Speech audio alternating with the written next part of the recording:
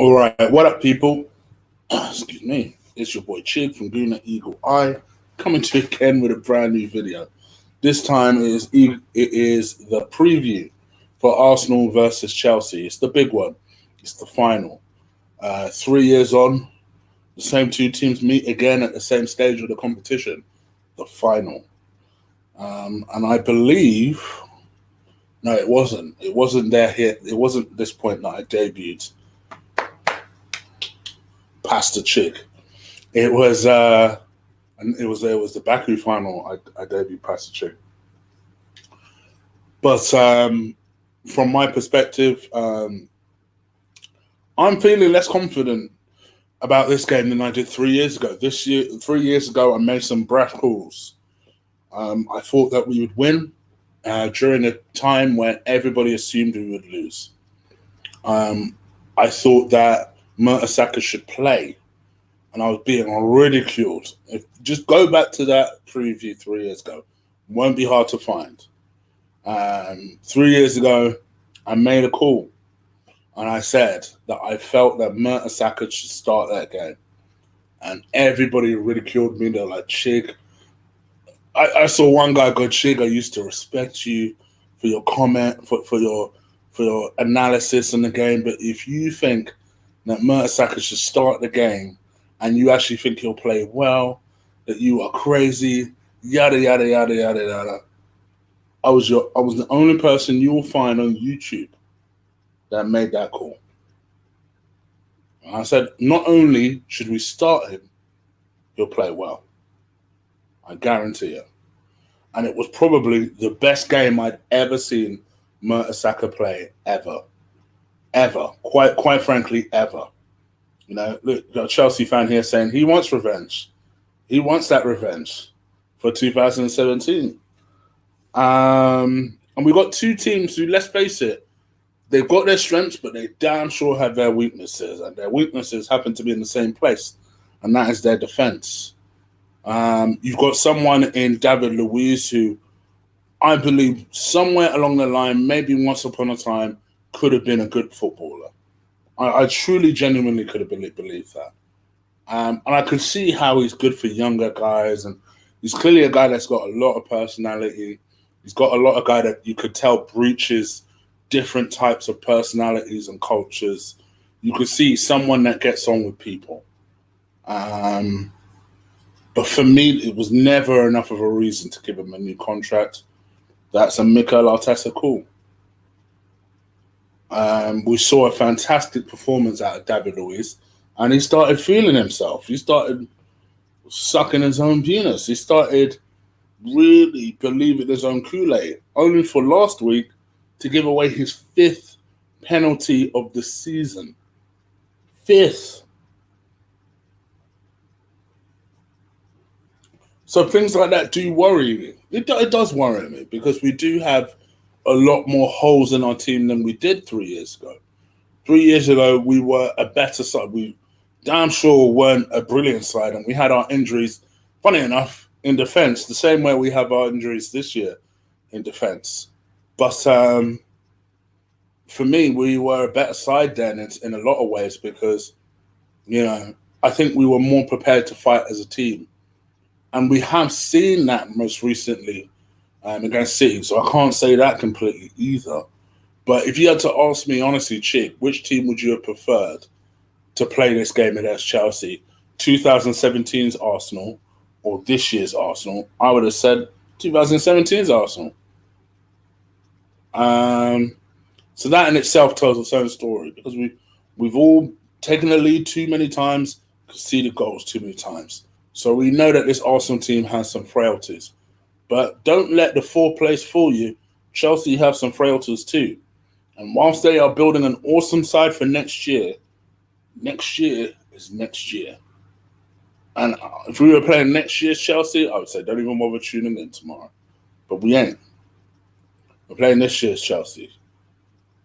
And that's perhaps the only thing that makes you think if Arsenal fight, they win this game. If Arsenal fight, they win this game. If Arsenal show up, they win this game. In my honest opinion.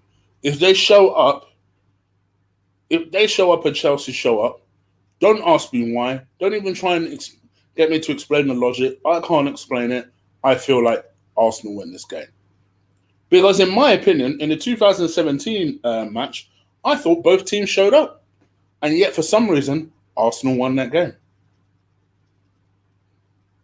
So I honestly believe that if Arsenal come correct, and they got to come correct, start well, everybody fight for each other, don't drop too deep and invite the pressure, be in their faces, pick the right side. I can't stress that enough. When everybody plays to at least the level of an 8, we win this game. Because I think, in the end, I think we need it more. So we will play like we want it more. Chelsea almost are in the identical situation of Baku, where in Baku, they'd already qualified for Europe. They did not need the title, but they won it just to take the piss. We're in the exact same situation now. Chelsea in the Champions League, they don't need this cup. But then who doesn't want to win a cup? And who don't want to bitch slap their own rivals to win that cup? So I can completely understand where they're coming from, what their point of view is. I can completely get it. For me, it makes all the sense in the world. Why wouldn't they want to go that extra mile in order to win this competition? But from Arsenal's perspective, if Mikel Arteta is going to prove to himself, his team, new perspectives that are looking at that game, that you damn sure will watch that game. You think Thomas Partey ain't watching that game? You think Coutinho ain't watching that game? They're going to want to watch the game. And if they can watch the game knowing that Arsenal, okay, well, they finished 8th. But maybe there's something here. Maybe there's, underneath all the cracks, there's something there.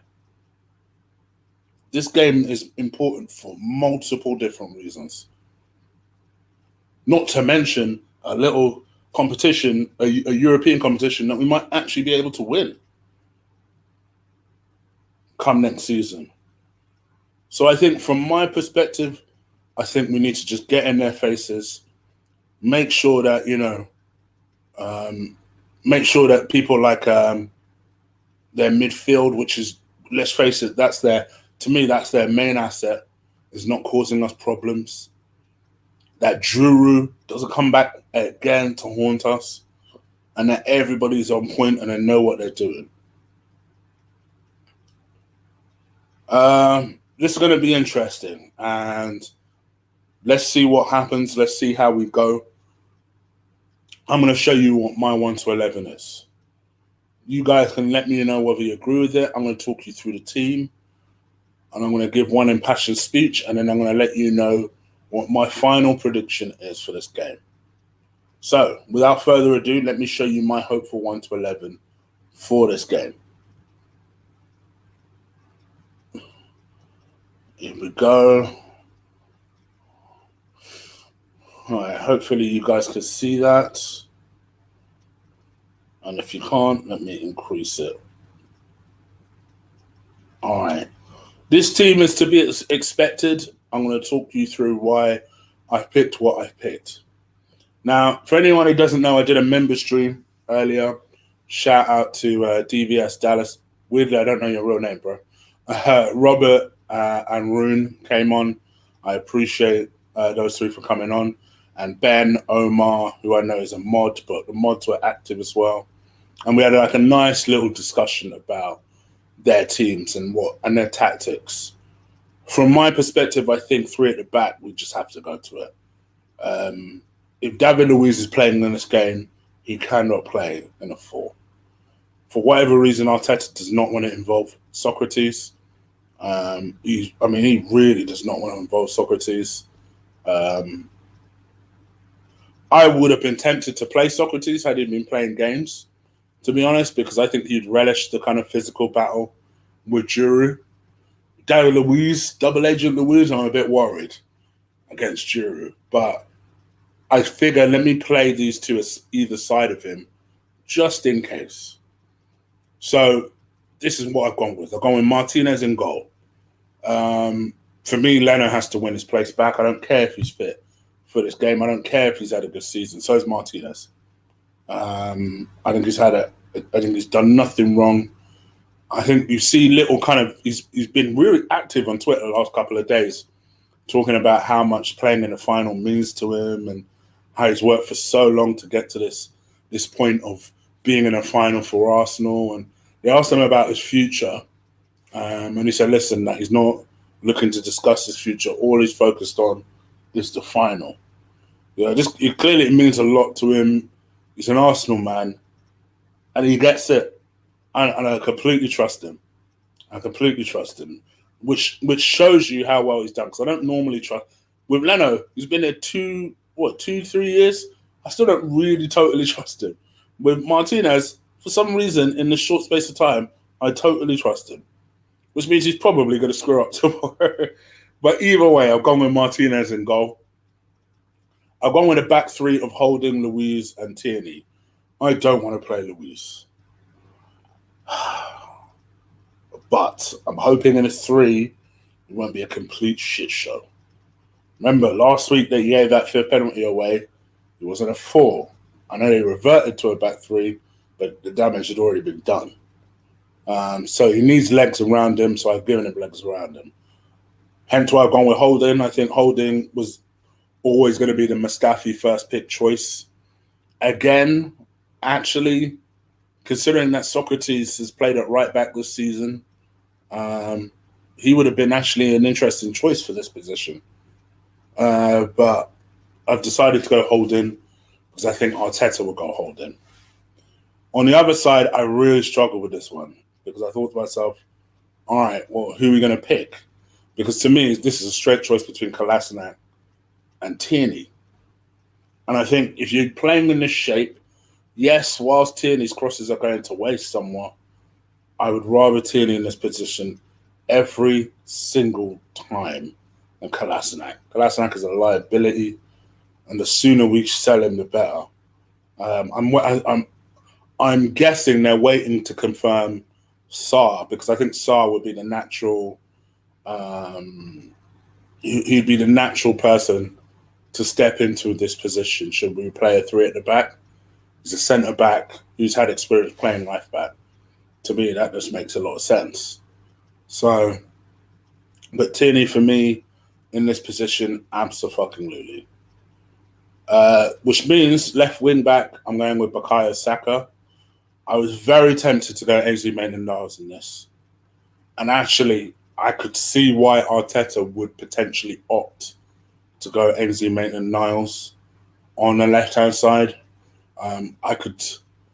The first time he did it, I was a bit like, huh? But actually, I spoke to Lee about this when we were doing the watch-along. Actually, it made a lot of sense because when he came on for Tierney against Wolves, Traore was on complete lockdown after that. Now, you've got a Willian that might feel to himself, oh, let me audition for the club that I'm trying to join. And he might he might decide to have one of his Barnstormer games. And in which case, you want someone that's going to be defensively astute. So I'm half expecting Ainsley Maitland-Niles, funny enough, to start on the left-hand side tomorrow. But I've gone with Bukayo Saka for the sake of this. On the right-hand side, I've gone with Ainsley Maitland-Niles. We only have one choice on the right-hand side. Remember, Cedric is cup side. And Hector Bellerin has talked that he's going to leave the club this summer. I'll talk about that another time. But yeah, there's talk that he's potentially going to leave the club. So if that's the case, I think you go with Ainsley Maitland-Niles all day long. Don't get me wrong, I know he's been linked with a move himself, but maybe there's still an opportunity to convince him to stay. Then you've got Granit Xhaka and Ceballos. I think they have great understanding. Ceballos has slipped into Torreira's role perfectly. And, he's doing a really good job, I must admit. We need him to do one more good job. against the Chelsea. Granit Xhaka, I think, plays a nice supporting role to Sabas, and hopefully that will continue. And then the three up top, Pepe, Lacazette, and Aubameyang. One thing I would say for Lacazette, when he's on form, you don't mind scoring against a big team or two. In fact, he's probably more likely to do it than Aubameyang is. He's in good form. I say keep it up. Aubameyang is Aubameyang. He's the captain. So let him do what he does. I get why he plays on the left-hand side. I know everyone would love to see him down the middle. I think the older he gets, I think the more likely that is to happen. So if he was to stay, I think eventually he will transition back to the middle. I think that might be why Arteta is so passionate about getting the Coutinho. Maybe he feels that it will allow Aubameyang to stick up front if he got Coutinho just behind him. But I'm going to keep Aubameyang on the left-hand side. On the right-hand side, I'm going with Nicolas Pepe. Me and the boys for the members were discussing this, and I thought they made some good points. I thought they said that they suggested that this could be the game where Pepe becomes a real Arsenal player. Big stage, big game. It demands a big performance. And we know Pepe, if he's going to play well, he tends to have stronger first halves than second halves. I would love Pepe to just bang in a couple of goals. Quick, smart. He's also a good penalty taker. So I think we should also keep that in mind when we start getting substitution happy. He is a good penalty taker. But having said that, I would play Pepe, start Pepe from the very get-go and just unleash him. There's a school of thought that he might go with Reece Nelson, mainly as just a runner, someone to essentially exhaust them out before a Pepe running at them with skill comes on and tries to do something a bit dynamic. I get the theory. I don't particularly like it. I would rather Pepe from the very start. And then Lacazette up top, like I said earlier, has a habit scoring against big teams. So I would keep him up there in the hope he scores against this big team. I think all in all, this is a winnable game. It's going to be tight.